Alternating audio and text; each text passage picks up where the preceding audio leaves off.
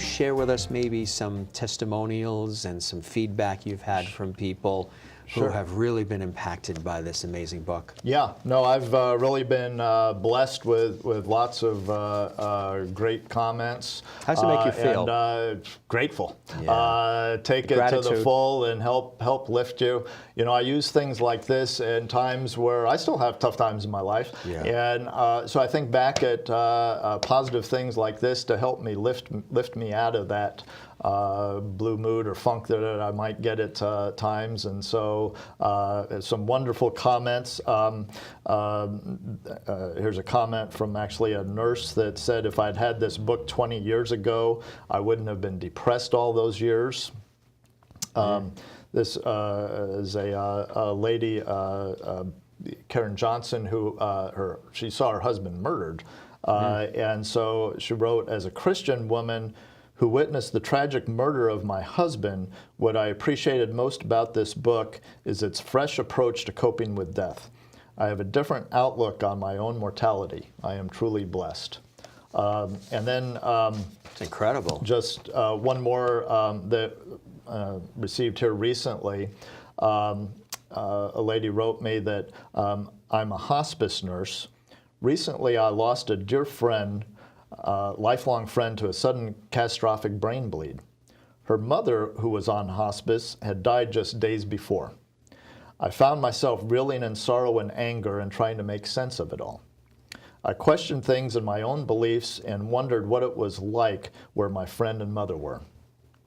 Anyway, walking along the row of desks at work one day, I picked up and realized a book on the desk, and it belonged to one of our chaplains who had moved on to Hawaii, so she took the liberty of starting to read. She says, I could hardly put the book down. I started in the middle of the chapter about heaven. I have gone back and reread it several times.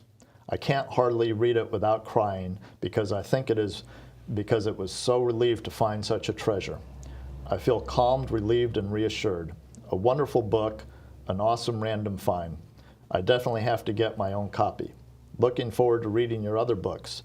Thank you so much for writing such a book. This was from a hospice nurse, and I just feel so blessed that I was able to help somebody out that way. Somebody within the medical community that's been touched as well. Right. And I know there's hundreds more of those. I mean, even on the back of the book, there's lists of people, and they just come in every day. It's really a unique book, and it's that combination of, which is rare, of being able to express yourself as the experienced medical professional, the physician, the doctor, and as a patient, and as a human. I mean, Right. All of those perspectives are referenced in this book and in everything else you're doing, which I think is, I mean, it's the entire gamut that is touched here. Right. And I think if people use these things, no matter what stage or walk of life they might be in, helps. Absolutely. So I often forget about any diagnosis that I have of non-Hodgkin's, but just going through day-to-day life, I try to look at these things and putting things in proper perspective, and focusing on my faith, which is huge, and which also reminds me of using forgiveness when I feel like I'm wronged, and that's just huge, and changing how my perspective and how I feel about things going from day to day. Forgive others and forgive yourself too, right? That's big. Forgive yourself, which really, you know, most all of us have somebody to forgive, and oftentimes it's themselves. That's right. And C.S. Lewis, I think, put it best when he said, you know, if we have a forgiving God, and if God forgives us, then for us not to forgive ourselves is like putting ourselves up as a higher tribunal than God. So we're saying that our opinion is more important than God's opinion. So you really need to work on forgiving others, which to me is huge. Absolutely. And, yeah. The proceeds for this book, that come from this book, the sale of this book, are going to your charity. That is a beautiful thing. Tell us about the charity.